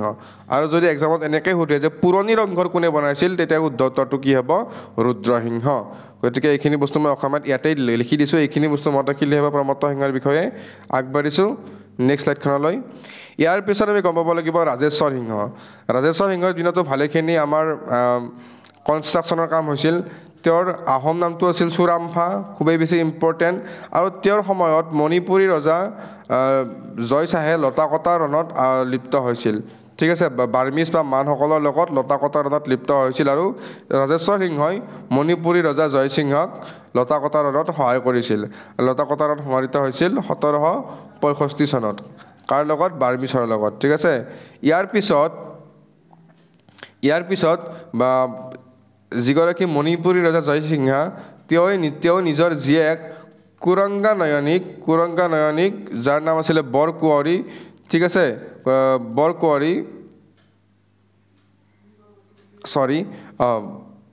আচলতে তেওঁৰ দুটা এইটো অলপ প্ৰব্লেম হৈ আছে হি মেৰিড টু জয়সিংহা ডটাৰ কোনে বিয়া কৰাইছিল ৰাজেশ্বৰ সিংহই বিয়া কৰাইছিল ঠিক আছে মই এই ফুল ষ্টপটো দিয়াই অকণমান কনফিউজ হৈ গ'লোঁ এটা ফুল ষ্টপে গোটেই লাইনটোৰ মিনিংটো চেঞ্জ কৰি দিছে যাৰ নাম আছিল বৰকুঁৱৰী তেওঁক ৰাজেশ্বৰ সিংহই বিয়া কৰাইছিলে তেওঁৰ সময়তে পাইকৰ সংখ্যা এটা গোটৰ পাইকৰ সংখ্যা মই কিমান কৈছিলোঁ 4জন কৈছিলোঁ আৰু তেওঁৰ সময়ত 4জনৰ পৰা কমি কিমানজন হৈছিলে 3জন হৈছিলে ঠিক আছে 3জন হৈছিলে আৰু তেওঁৰ সময়ত হোৱা কিছুমান কনষ্ট্ৰাকশ্যন কাৰেংঘৰ তলাতল ঘৰ বশিষ্ঠাশ্ৰম নৱগ্ৰহ মন্দিৰ চিত্ৰাচল মন্দিৰ হৰগুৰু দেৱালয় মণিকৰ্ণেশ্বৰ দেৱালয় আৰু নেঘেৰি টিং এইকেইটা মনত ৰাখিব আৰু তেওঁক আমাৰ অসমৰ শাহজাহান বুলি কোৱা হয় বা আহোম ডাইনেষ্টিৰ শাহজাহান বুলি কোৱা হয় গোটেইখিনি বস্তু মই অসমীয়াত ইয়াত পুনৰবাৰ দি দিছোঁ আপোনালোকে অসমীয়াত এবাৰ আকৌ চাই যাব নেক্সট আহিব কীৰ্তিচন্দ্ৰ বৰুৱা কীৰ্তিচন্দ্ৰ বৰুৱাৰ বিষয়ে বহুত বেছি ইম্পৰ্টেণ্ট কাৰণ তেওঁৰ ওপৰত কুৱেশ্যন সোধে কেতিয়াবা ঠিক আছে ৰাজেশ্বৰ সিংহৰ ৰাজত্বৰ শেষৰ ফালে কীৰ্তিচন্দ্ৰ বৰুৱা লাহে লাহে বহুত শক্তিশালী হৈ উঠিছিল তেওঁ নিজৰ মতে ৰাজ্যখন পৰিচালনা কৰিবলৈ আৰম্ভ কৰিছিল নুমলী বৰগোহাঁই যিয়ে আমাৰ আহোমৰ বুৰঞ্জী চকৰি ফেটি বুৰঞ্জী তেওঁ লিখিছিল যে যিখনত আমি ইতিহাসৰ পৰা গম পাওঁ যিখন কীৰ্তিচন্দ্ৰ বৰুৱাৰ বিষয়ে অকণমান বেয়াকৈ কিবা লিখা আছিল তেওঁৰ স্বেচ্ছাচাৰিতাৰ বিষয়ে লিখা আছিল আৰু সেইকাৰণে কীৰ্তিচন্দ্ৰ বৰুৱাই চকৰি ফেটি বুৰঞ্জীখন ধ্বংস কৰি পেলাইছিল ঠিক আছে ধ্বংস কৰি পেলাইছিল তো প্ৰথম এইখন আছিলে আমাৰ এখন বুৰঞ্জী চকৰি ফেটি বুৰঞ্জী এইখনৰ কথা সোধে কোনে লিখিছিল নুমলী বৰগোহাঁই লিখিছিল ঠিক আছে তেওঁ mainly the arrogance and overbearing conduct of Borbarua created much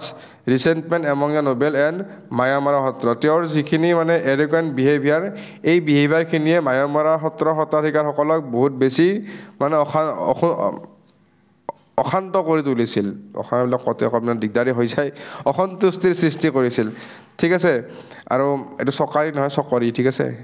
অসমীয়াখিনি লিখোঁতে problem হয় কাৰণ এইবিলাক আমি নিজে লিখা নাই ট্ৰান্সলেটৰ ইউজ কৰি পেলাই আমি লিখা হৈছে গতিকে অকণমান কেতিয়াবা দিগদাৰ হয় তো গোটেইখিনি বস্তু অসমীয়াত দিয়া আছে আপোনালোকে এবাৰ স্ক্ৰীনশ্বট মাৰি যাওক নেক্সট আহিব লক্ষ্মীসিংহৰ আহোম নাম কি আছিলে শূন্য উফা আৰু তেওঁৰ সময়তে প্ৰথম মোৱামৰীয়া বিদ্ৰোহ সংঘটিত হৈছিল কিমান চনত 1769 চনত ঠিক আছে মোৱামৰীয়াসকলে যেতিয়া বিদ্ৰোহ কৰিছিল তেওঁলোকে বিদ্ৰোহ কৰি আহি আহোমসকলৰ ৰাজধানী ৰংপুৰ তেওঁলোকে দখল কৰিছিল ঠিক আছে আৰু তেওঁলোকে কীৰ্তিচন্দ্ৰ বৰুৱা আৰু লক্ষ্মীসিংহক গ্ৰেপ্তাৰ কৰিছিল আৰু ৰমাকান্তক তেওঁলোকে মানে সিংহাসনত বহাই দিছিল ৰমাকান্ত কোন আছিল নাহৰখৰাৰ পুত্ৰ ৰমাকান্তক তেওঁলোকে ৰাজপাটত বহাই দিছিল আপোনালোকক মই আজিৰ ছেশ্যনটোৰ আৰম্ভণিতে সোধা এটা কুৱেশ্যনৰ উত্তৰ আপোনালোকে পাই গ'ল ৰমাকান্তক আহোম সিংহাসনত বহাই দিয়া হৈছিল আৰু ৰাঘা আছিলে তেওঁৰ বৰবৰুৱা ঠিক আছে বৰবৰুৱা তাৰ পাছত যেতিয়া এই বিদ্ৰোহ সংঘটিত হ'ল তেতিয়া কুৰংগা নয়নীৰ এটা কনস্পিৰেচি কৰিছিল আৰু যাৰ যিটো কনস্পিৰেচিৰ মতে এটা হুঁচৰি দল এটাই ৰাঘাক যিটো বৰবৰুৱা ৰাঘাক হত্যা কৰিছিল ঠিক আছে আৰু ৰমাকান্তই তাৰ পৰা পলাই গৈছিল হুঁচৰি পাৰ্টি এটা আহি পেলাই তেওঁলোকক আক্ৰমণ কৰিছিল যাৰ ফলত ৰাঘা বৰবৰুৱাই পলাই গৈছিল আৰু ৰমাকান্তক তেওঁ ধৰা পৰিছিল আৰু তেওঁক মৃত্যুদণ্ড দিয়া হৈছিল ঠিক আছে তাৰপিছত লক্ষ্মীসিংহক পুনৰবাৰ ৰাজসিংহাসনত বহাই দিয়া হৈছিল লক্ষ্মীসিংহই ৰাজসিংহাসন ঘূৰাই পায় ঠিক আছে মনত ৰাখিব কনস্পিৰেচিটো কোনে কৰিছিল কুৰংগা নয়নীৰ বিষয়ে আমি লাষ্ট শ্লাইডত পঢ়ি আহিছোঁ ঠিক আছে গোটেইখিনি বস্তু অসমীয়াত দিয়া আছে আপোনালোকে স্ক্ৰীনশ্বট মাৰি যাওক নেক্সট আমি অলপ গম পাব লাগিব মায়ামৰা সত্ৰৰ বিষয়ে আমি গম পাব লাগিব এই সত্ৰবিলাকৰ ফাউণ্ডাৰ কোন আছিল অনিৰুদ্ধ ভূঞা বা আমি অনিৰুদ্ধ দেৱ বুলিও কওঁ আৰু এই সত্ৰখনৰ এটা খাচিয়াত কি আছিল এটা মানে খাচিয়াত বুলি ক'লে কি হ'ব এটা ঠিক আছে খাচিয়াত বুলি কৈছোঁ অসমীয়াত মোৰ আজি এইখিনি ওলাই অহা নাই তো এই সত্ৰখনৰ খাচিয়াত এইটোৱে আছিল যে আচলতে যিবিলাক ব্ৰাহ্মণ মানুহ তেওঁলোকেহে সত্ৰত কাম কৰাৰ কাৰণে যোগ্য বুলি মানুহে ভাবিছিল ঠিক আছে কিন্তু এই সত্ৰখনে কোনো ধৰণৰ ভেদভাৱ নোহোৱাকৈ যিকোনো বেকৱাৰ্ড ক্লাছৰ মানুহকে বা বেকৱাৰ্ড বা ডিপ্ৰেছ ক্লাছৰ মানুহকে এই মানে সত্ৰত মানে হিন্দু ব্ৰাহ্মণসকলৰ লগত একে মৰ্যাদা দিছিল ঠিক আছে মায়ামৰা সত্ৰৰ এইটো এটা খাচিয়াত আছিল নেক্সট আমি পঢ়িব লাগিব গৌৰীনাথ সিংহৰ বিষয়ে আমি জনাৰ আগতে আমি এটা বস্তু গম পাব লাগিব গৌৰীনাথ সিংহৰ সময়ত পূৰ্ণানন্দ নতুনকৈ বৰগোহাঁই হিচাপে অধিষ্ঠিত হৈছিল ক্ষমা কৰিব পূৰ্ণানন্দ নতুনকৈ বৰগোহাঁই হিচাপে অধিষ্ঠিত হৈছিল মনত ৰাখিব ঠিক আছে গৰিনাথ সিংহই তেওঁৰ কেপিটেলখন যোৰহাটলৈ স্থানান্তৰিত কৰিছিল আৰু এইখনেই আছিল লাষ্ট কেপিটেল অফ আহোম ডাইনেষ্টিৰ শেষৰখন কেপিটেল কোনে আনিছিল গৰিনাথ সিংহই আনিছিল আৰু এইখন চেঞ্জ হোৱা নাছিল আৰু ঠিক আছে তেওঁৰ সময়তে দ্বিতীয় মোৱামৰীয়া বিদ্ৰোহ সংঘটিত হৈছিল কিমান চনত এইটো ভুল হৈ আছে 1782 ঠিক আছে 1782 মোৱামৰীয়া বিদ্ৰোহ সংঘটিত হৈছিল ঠিক আছে এটা ৰাতি 1782 এটা ৰাতি মোৱামৰীয়াসকলে গড়গাঁও কেপচাৰ কৰিছিল যেতিয়া গৰিনাথ সিংহই নিজৰ কৰনেশ্যন চেৰিমনি সমাপ্ত কৰিছিল এতিয়া তেওঁলোকে গড়গাঁওখন আক্ৰমণ কৰিছিল আৰু এটা ৰিভল্ট কৰিছিল 1782 চনত ঠিক আছে ৰাতি আৰু এই ৰিভল্টত মোটামুটি 1000 জন এই ৰিভল্টৰ পিছত গৰিনাথ সিংহই এটা অৰ্ডাৰ দিছিল যে যিমানখিনি মোৱামৰীয়া আছে উইদাউট এনি ডিছক্ৰিমিনেশ্যন সকলোকে মাৰি পেলোৱা হওক ঠিক আছে সকলোকে মাৰি পেলোৱা হওক আৰু এই অৰ্ডাৰৰ পিছত 1000 জন মোৱামৰীয়া মৃত্যু হৈছিল 1000 জন মোৱামৰীয়া মৃত্যু হৈছিল ঠিক আছে আৰু ইয়াৰ মানে আপোনালোকৰ ৰিভেঞ্জ ল'বলৈ প্ৰতিশোধ ল'বলৈ মোৱামৰীয়াসকলে আকৌ মানে কি কৰিছিল বিদ্ৰোহ কৰিছিল মই আকৌ এবাৰ সামাৰি কৰাই দিছোঁ এইখিনি বস্তু গৰিনাথ সিংহৰ দিনত সেকেণ্ড মোৱামৰীয়া বিদ্ৰোহ সংঘটিত হৈছিল আৰু কেনেকৈ সংঘটিত হৈছিল চাব 1782 চনত মোৱামৰীয়াসকলে যেতিয়া গৰিনাথ সিংহই নিজৰ ৰাজঅভিষেক পালন কৰিছিল সেইদিনাখনে মোৱামৰীয়াসকলে এটেক কৰিছিল ৰাজ দৰবাৰত আৰু তেতিয়াই গৰিনাথ সিংহই এটা অৰ্ডাৰ দিছিল যে মোৱামৰীয়াসকলক যেতিয়াই যেনেকৈ পাই মাৰি পেলোৱা হওক ঠিক আছে আৰু সেই সময়ত 1000 জন মোৱামৰীয়াৰ মৃত্যু হৈছিল আৰু তাৰ পিছত মোৱামৰীয়াসকলে প্ৰতিশোধ লোৱাৰ কাৰণে আকৌ আহোমৰ সকলত সেকেণ্ড মোৱামৰীয়া বিদ্ৰোহ সংঘটিত কৰিছিলে ঠিক আছে আৰু এই যেতিয়া সেকেণ্ড মোৱামৰীয়া বিদ্ৰোহ আৰম্ভ হৈছিল তেতিয়া গৰিনাথ সিংহই গুৱাহাটীলৈ পলাই গৈছিল ভয়তে আৰু পূৰ্ণানন্দ বুঢ়াগোহাঁই অকলে যুদ্ধখন কৰি আছিল যদিও বহুত সময় ধৰি তেওঁ যুদ্ধখন মানে ডিফেণ্ড কৰিব পৰা নাছিল আৰু উপায় নাপায় গৰিনাথ সিংহই লৰ্ড কৰ্ণৱালিছৰ সহায় বিচাৰিছিল যিয়ে ব্ৰিটিছ তেতিয়া লৰ্ড কৰ্ণৱালিছ আছিল গভৰ্ণৰ জেনেৰেল ঠিক আছে গভৰ্ণৰ জেনেৰেল লৰ্ড কৰ্ণৱালিছৰ সহায় বিচাৰিছিল মনত ৰাখি যাব তাৰপিছত গভৰ্ণৰ জেনেৰেল লৰ্ড কৰ্ণৱালিছে কেপ্টেইন ৱেলছক 360টা সৈন্যৰ সৈতে অসমলৈ পঠাই দিয়ে আৰু তেওঁ উপস্থিত হয় গোৱালপাৰাত উপস্থিত হৈ তেওঁ গৰিনাথ সিংহক ৰাজধানীত বহাই দিয়ে আৰু গোটেই বিদ্ৰোহটো দমন কৰে ঠিক আছে তাৰপাছত এইটো আছিলে থাৰ্ড মোৱামৰীয়া বিদ্ৰোহ মনত ৰাখিব নেক্সট গোটেইখিনি বস্তু অসমীয়াত দিয়া আছে আপোনালোকে এবাৰ পঢ়ি যাব ঠিক আছে স্ক্ৰীনশ্বট মাৰি যাব নেক্সট আহিব কমলেশ্বৰ সিংহ ঠিক আছে পূৰ্ণানন্দ বৰুৱাই গৰিনাথ সিংহৰ মৃত্যুৰ পিছত পূৰ্ণানন্দ বুঢ়াগোহাঁই কমলেশ্বৰ সিংহক ক্ষমা কৰিব এইটো প্ৰব্লেম হৈ আছে আজি কমলেশ্বৰ সিংহক ৰাজসিংহাসনত বহাই দিয়ে ঠিক আছে আৰু নিজেই ডে ফেক্টৰ ৰুলাৰ মানে কমলেশ্বৰ সিংহৰ নামতহে ৰজা হৈ থাকিব আচলতে গোটেই শাসনখিনি কোনে কৰিব পূৰ্ণানন্দ বুঢ়াগোহাঁই ঠিক আছে তাৰপাছত কমলেশ্বৰ সিংহ আছিল লেছাই মই যে অলপ আগতে কৈছিলোঁ লেছাই এই লেছাইৰ পুত্ৰ আছিল কমলেশ্বৰ সিংহ যি লেছাই আছিলে নামৰূপৰ ৰজা তেওঁক আমি কি বুলি কয় কাৰণে নামৰূপীয়া ৰজা লেছাই ঠিক আছে তেওঁ যিয়ে ৰুদ্ৰসিংহৰ ভায়েক আছিলে ঠিক আছে আৰু সেই লেছাইৰ পুত্ৰ আছিলে কমলেশ্বৰ সিংহ তেওঁৰ সময়তে হৰদত্ত আৰু বীৰদত্তই কামৰূপৰ এগেইনষ্টত মানে আহোমৰ এগেইনষ্টত যুদ্ধ ঘোষণা কৰিছিলে আৰু এই যুদ্ধকে কোৱা আছিল দ্বন্দ্ব আৰু এই যুদ্ধখন বা যুদ্ধ নাছিল একচুৱেলি ৰিভল্ট আছিল ঠিক আছে আৰু এই ৰিভল্টখন কলীয়া ভোমৰাই দমন কৰিছিল এতিয়া আপোনালোকে নেক্সট কুৱেশ্যনটোৰ এনচাৰ পাই যাব কলীয়া ভোমৰা আচলতে আহোম সাম্ৰাজ্যৰ বৰফুকন আছিল কলীয়া ভোমৰা বৰফুকন আৰু এতিয়া দলংখনৰ নাম কলীয়া ভোমৰা কিয় হ'ল কাৰণ কলীয়া ভোমৰা বৰফুকনে পোনপ্ৰথমবাৰৰ কাৰণে ব্ৰহ্মপুত্ৰৰ ওপৰেদি এখন দলং নিৰ্মাণ কৰাৰ কথা ভাবিছিলে কিন্তু তেওঁৰ মৃত্যুৰ পিছত তেওঁৰ যিবিলাক উত্তৰাধিকাৰী আছিল তেওঁলোকে এই কামটো মানে সফল কৰিব নোৱাৰিলে গতিকে সেইকাৰণে ব্ৰহ্মপুত্ৰৰ ওপৰত যিখন দলং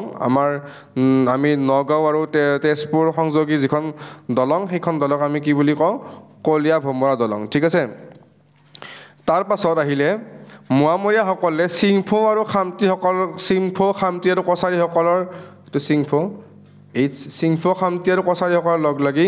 পুনৰ এটা ৰিভল্ট কৰাৰ প্লেন কৰিছিলে ঠিক আছে ৰিভল্ট কৰাৰ প্লেন কৰিছিলে the most resolute and turbulent of the Moamoria were Moran who had their headquarter at Bengmara ঠিক আছে আৰু এই গোটেই যেটো এলায়েন্স আছিল তাৰে মৰাণসকলৰ মেইন আছিল মানে মৰাণসকল ঠিক আছে মৰাণসকল আৰু তেওঁলোকৰ হেডকোৱাৰ্টাৰ আছিল বেংমাৰা যেটো বৰ্তমান সময়ত তিনিচুকীয়া ঠিক আছে আৰু সেই গোটেই সৈন্য বাহিনীখিনি তেওঁৰ লিড কৰিছিল সৰ্বানন্দ সিংহ ইমান বেছি ইম্পৰ্টেন্ট নহয় আপোনালোকে জাস্ট এবাৰ চকু ফুৰাই গ'লেই হ'ল ইমান বেছি ইম্পৰ্টেন্ট নহয় এক্সামৰ কাৰণে ঠিক আছে পূৰ্ণানন্দ বুঢ়াগোহাঁই যেতিয়া গম পাইছিলে যে সিচুৱেশ্যন লাহে লাহে বেয়া হৈ আহিছে যে যিকোনো সময়তে এই এলায়েন্সটোৱে আমাক আক্ৰমণ কৰিব পাৰে এই সময়তে তেওঁ সৰ্বানন্দ সিংহৰ লগত এখন এগ্ৰিমেণ্ট সাইন কৰিছিলে পিচ এগ্ৰিমেণ্ট ঠিক আছে কাৰণ গোটেই এলায়েন্সটোৰ মেইন কোন আছিল মৰাণসকল আৰু তাৰ ৰজা কোন আছিল সৰ্বানন্দ সিংহ গতিকে 10টা প্ৰজাৰ লগত কথা 10টা সৰু মানুহৰ লগত কথা পাতকে মই মেইন মানুহটোৰ লগত কথা পাতো এনেকৈ গৈ পেলাই তেওঁ সৰ্বানন্দ সিংহৰ লগত এখন পিচ ট্ৰিটি মানে এগ্ৰিমেণ্ট মেইনলি এগ্ৰিমেণ্ট এখন সাইন কৰিছিলে ঠিক আছে আৰু লিখা আছে এণ্ড ওকে এইখিনি গম পালেই হ'ব ইমান ডেপ্থত নোসোমাওঁ আৰু ঠিক আছে বহুত মানে ডেপ্থত সোমালে এনেই ডেট নুসুধে ইমানখিনি ঠিক আছে গোটেইখিনি বস্তু অসমীয়াত দিয়া আছে আপোনালোকে এবাৰ চকু ফুৰাই যাব বা স্ক্ৰীনশ্বট মাৰি লৈ যাওক তাৰপাছত আমি গম পাব লাগিব চন্দ্ৰকান্ত সিংহ কমলেশ্বৰ সিংহৰ মৃত্যু হৈছিলে স্মল পক্স বা বসন্ত ৰোগত মৃত্যু হৈছিলে আৰু কমলেশ্বৰ সিংহৰ মৃত্যুৰ পিছত চন্দ্ৰকান্ত সিংহ নতুন ৰজা হৈছিলে ঠিক আছে আৰু কলীয়া ভোমৰাৰ বৰফুকনৰ মৃত্যু হোৱাৰ পিছত নতুনকৈ বৰফুকনত কোনে আহিছিলে বদন চন্দ্ৰ বৰফুকন মনত ৰাখিব Badan Chandra Borphukan was became arrogant and corrupt Badan Chandra Borphukan আচলতে বহুত এৰোগেণ্ট আছিল আৰু কৰাপশ্যনত লিপ্ত হৈছিলে Purnananda Buragohain sent a force to apprehend the Borphukan Badan Chandra Borphukan escape to Bengal and sought help from British but governor refused his request okay এই কথা গম পাই তো বহুত এৰোগেণ্ট আৰু কৰাপ্ট আছিল এই কথা গম পাই সেই মত পূৰ্ণানন্দ বুঢ়াগোহাঁয়ে বদন চন্দ্ৰ বৰফুকনৰ এগেইনষ্টত মানে বদন চন্দ্ৰ বৰফুকনক মাৰিব চেষ্টা কৰে আৰু বদন চন্দ্ৰ বৰফুকনে পলাই কলৈ যায় বেংগললৈ যায় বেংগলত গৈ বেংগলত এতিয়া কোনে ৰুল কৰি আছিলে অবভিয়াছলি ব্ৰিটিছসকলে ৰুল কৰি আছিলে ব্ৰিটিছৰ তেওঁ সহায় বিচাৰে কিন্তু ব্ৰিটিছে যেতিয়া সহায় নকৰে তেতিয়াতো মানসকলৰ ওচৰলৈ যায় মানে বাৰ্মিছসকলৰ ওচৰলৈ যায় ঠিক আছে আৰু বাৰ্মিছসকলৰ ৰজা তেতিয়া বাদুপায়াই তেওঁক সহায় কৰাৰ কাৰণে উৎসুক হয় ঠিক আছে আৰু তেনেকৈ 1817 চনত প্ৰথম আহোম মান যুদ্ধ সংঘটিত হয় বা মানসকলে আহোম ডাইনেষ্টিত প্ৰথম আক্ৰমণ কৰে 1817 চনত ঠিক আছে আৰু এই দুয়োটা পাৰ্টি আহোম আৰু মানসকলে ঘিলাধাৰী নামৰ জেগা এটাত মানে মেইন যুদ্ধখন আৰম্ভ কৰিছিল ঠিক আছে আহোম এই যুদ্ধত পৰাজিত হৈছিল পূৰ্ণানন্দ বুঢ়াগোহাঁই এই পৰাজয়ৰ পাছত হাৰ্ট এটেকত মৃত্যুবৰণ কৰিছিল ঠিক আছে তাৰ পাছত যেহেতু আহোম পৰাজিত হ'ল বদন চন্দ্ৰ বৰফুকনে আহিল যোৰহাটলৈ সোমাই আহি পেলাই চন্দ্ৰকান্ত সিংহক আকৌ তেওঁ ৰাজপাটত বহুৱাই দিছিল আৰু নিজেই ডে ফেক্টৰ ৰুলাৰ হিচাপে শাসন কৰিবলৈ লৈছিল মানে তেওঁ ৰুলাৰ নহয় কিন্তু তেওঁৰ মতে দেশ চলিব চন্দ্ৰকান্ত সিংহ নামতে থাকিব মনত ৰাখিব গোটেইখিনি বস্তু মই অসমীয়াত পুনৰবাৰ লিখি দিছোঁ আপোনালোকে স্ক্ৰীনশ্বটটো মাৰি যাওক ইয়াৰ পিছত লিখা আছে যেতিয়া বাৰ্মিছসকল যেতিয়া পুনৰ গোটেই যুদ্ধ বিগ্ৰহ শেষ কৰি পেলাই প্ৰথম ইনভেশ্যন শেষ কৰি পেলাই গুচি গ'ল তেতিয়া বদন চন্দ্ৰ বৰফুকনৰ মেইন চলজাৰ কোন আছিলে ৰূপ সিং ঠিক আছে আৰু ৰূপ সিঙে বদন চন্দ্ৰ বৰফুকনক হত্যা কৰে ঠিক আছে আফটাৰ দ্য ডেথ অফ বদন চন্দ্ৰ বৰফুকন ৰুচিনাথ কোন আছিলে পূৰ্ণানন্দ বুঢ়াগোহাঁইৰ পুত্ৰ আছিলে যিয়ে পুৰন্দৰ সিংহক ৰাজপাটত বহুৱাই দিয়ে ঠিক আছে বদন চন্দ্ৰ বৰফুকনক মৃত্যুৰ পিছত ৰুচিনাথে পূৰ্ণানন্দ বৰগোহাঁইৰ পুত্ৰ তেওঁ পুৰন্দৰ ঠিকে আছে তেওঁ পুৰন্দৰ সিংহক ৰাজপাটত বহুৱাই দিয়ে ঠিক আছে আৰু যেতিয়া মানুহসকলে পুনৰ গম পায় যে চন্দ্ৰকান্ত সিংহক গুচাই পেলাই আকৌ বেলেগ কোনোবা ৰজা বনাই দিছে তেতিয়া 1819 চনত তেওঁলোকে পুনৰ অসম আক্ৰমণ কৰে এতিয়া মানে অসমত কৰা আক্ৰমণ আপোনালোকে কেনেকৈ মুখস্থ ৰাখিব মই চিম্পল ট্ৰিক এটা দিছোঁ আপোনালোকে মনত ৰাখিব 18 17 তাৰপৰা 2 যোগ কৰি যাওক প্ৰথম দ্বিতীয়টো হৈছিলে 18 19ত হৈছিলে তৃতীয়টো হৈছিলে আকৌ 2 যোগ কৰি যাওক 18 21 এনেকুৱা টাইমত হৈছিলে মনত ৰাখিব এইবিলাক বস্তু ইম্পৰ্টেণ্ট এনেকৈ ট্ৰিকত মনত ৰাখি যাব ট্ৰিক নালাগে যদি আপোনালোকে ভালদৰে পঢ়িব পাৰে ঠিক আছে কিন্তু মই ট্ৰিক এটা দেখাই দিছোঁ যাতে আপোনালোকৰ সুবিধা অকণমান হয় যে নতুনকৈ পঢ়ি আছে ঠিক আছে তাৰপিছত বাৰ্মিছসকলে যেতিয়া আক্ৰমণ কৰে দ্বিতীয়বাৰ আক্ৰমণ কৰে তেতিয়া বাৰ্মিছ আৰ্মি কোনে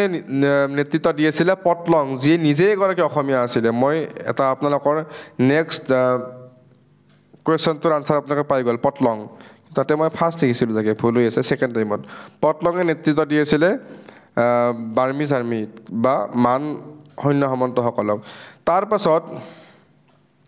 পুৰন্দৰ সিংহ আৰু ৰুচিনাথে গুৱাহাটী এৰি পলাই যায় আৰু লগে লগে কি হয় চন্দ্ৰকান্ত সিংহক পুনৰ ৰাজপাট ঘূৰাই পায় ঠিক আছে তাৰপাছত বাৰ্মিছ সকলে যেতিয়া আহোমত দুইবাৰকৈ এটেক কৰিলে তেওঁলোকে এটা বস্তু গম পালে যে ইয়েছ ইচ্ছা কৰিলে আমি আহোম ডাইনেষ্টি ধুনীয়াকৈ একুৱাৰ কৰি ল'ব পাৰিম তেওঁলোকেও আহোম ডাইনেষ্টি বা অসমত তেওঁলোকে শাসন কৰাৰ কথা ভাবিব ধৰিলে আৰু এই কথা গম পাই চন্দ্ৰকান্ত সিংহই গম পালে কেনেবাকৈ গম পাই এটা গড় বনোৱাৰ কথা আৰম্ভ কৰিলে ক'ত ডিব্ৰুগড়ৰ জয়পুৰত এটা গড় বনোৱাৰ কথা ভাবিলে ঠিক আছে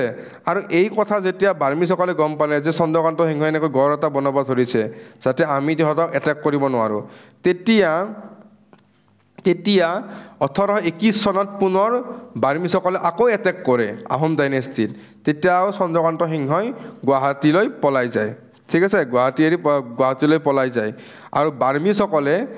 আহোম প্ৰিন্স যোগেশ্বৰ সিংহক ৰাজপাটত বহুৱায় ঠিক আছে আৰু তাৰপাছত 1821 চনৰ পৰা 1824 চনলৈ অসমত মানসকলৰ শাসন চলে আৰু ইয়াৰ পিছত ব্ৰিটিছ আহি পেলাই ব্ৰিটিছ আৰু মানৰ মাজত যুদ্ধ হৈ পেলাই গোটেই আহোম সাম্ৰাজ্যই হওক বা গোটেই অসম ব্ৰিটিছৰ নিজৰ আণ্ডাৰত কৰি ল'ব ঠিক আছে গতিকে সেইখিনি আমি মডাৰ্ণ ষ্টেট পঢ়িম গোটেইখিনি বস্তু অসমীয়াত দিয়া আছে আপোনালোকে স্ক্ৰীনশ্বটটো মাৰি যাওক ঠিক আছে গতিকে আজিলৈ এইখিনিয়ে আছিল ক্লাছটো অকণমান দীঘলীয়া হ'ল চাগে আপোনালোকে ভালদৰে মন দি পঢ়ক ইয়াৰ পৰা কুৱেশ্যন আপোনালোকে কমন পাব আৰু ইয়াৰ বাহিৰত কুৱেশ্যন নাহে সেইটো কথা মই কৈছোঁ বহুত বিশেষ সময় নলওঁ ছাবস্ক্ৰাইবটো কৰিব যদি কৰা নাই ভিডিঅ'টো যদি ভাল পাইছে ইমান সময় কথা কৈ আছোঁ ঠিক আছে এটা লাইক এটা কৰিব যদি ভাল পাইছে তেতিয়ালৈকে আজিলৈ এৰিছোঁ থেংক ইউ গুড বাই